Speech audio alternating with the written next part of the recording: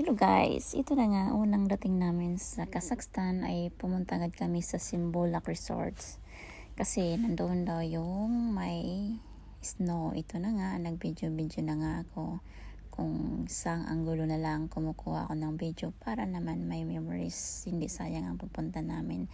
Tapos ito, palakad-lakad ako, video ko. At nakita ko doon banda, pinakita ko sa inyo yung mountain, pero ano pa lang yan, trial pa lang.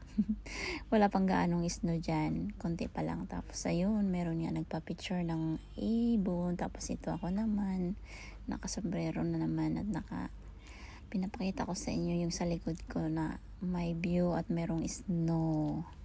Kaya ayan, diba? Ayan na nga, may snow dyan sa likod ko. May open cable car, pero mamaya pa kami sasakay dyan.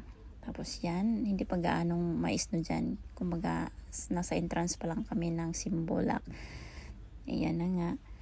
Ayan. Kunting ano pa lang, patingin pa lang sa inyo. Char. Para lang hindi masayang yung memories na pagpunta mo. Ito na nga ako, pupuntahan ko na yung may snow para magiging isip bata. Ayan na, mag-uumpisa na ako magiging bata. Pupulot ako dyan ng snow at itatapon ko kunwari para ako ay naglalaro. Diba? Ang sarap lang sa pakiramdam na gagawa ka ng parang hindi mo ini-expect na ito yung nagpapasaya sa'yo. Snow. First time nakahawak ng snow.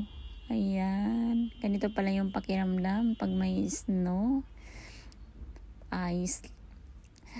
Tingnan mo, di ba? Ang sarap isipin na parang ang sarap bumalik sa pagkabata, di ba? I-enjoy lang natin ang moment, di ba?